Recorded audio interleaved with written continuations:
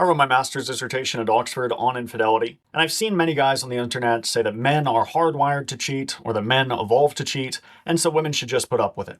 Couple things on that. First, while basically everyone in this area of the literature would agree that men evolved to cheat, right? There were almost certainly some evolutionary pressures on our male ancestors to have affairs. They would equally say that women evolved to cheat. And yet you'll suspiciously never hear these guys use this defense of women's infidelity, right? It's curiously seems to be an argument that only works when you're defending a man cheating. Second, it's a total non sequitur. And this is something that you'll notice in other contexts, right? Like, it's very likely that competitive and strategic interpersonal violence evolved in humans. This is a normal thing for mammals to do. Yet, if you were to attack someone else and then turn around and say, well, you know, I'm an ape and apes do this sort of thing, don't you know? Nobody would accept that as a defense. It's barely even an explanation at the individual level. And so for a man to engage in sexual affairs and then turn around and say, you know, it's my nature, that really doesn't bring you close to a defense any more than it would for a woman in the same position or for a human who had just done something violent. Anyway, if you want to hear more on this topic and similar topics, if you want to hear how common infidelity is, if you want to hear about some of the evolutionary pressures that incentivized men's and women's infidelity, and also if you want a more positive way of looking at these findings, then you can head over to teachersconsent.com/newsletter to receive for free my deep dive into these topics,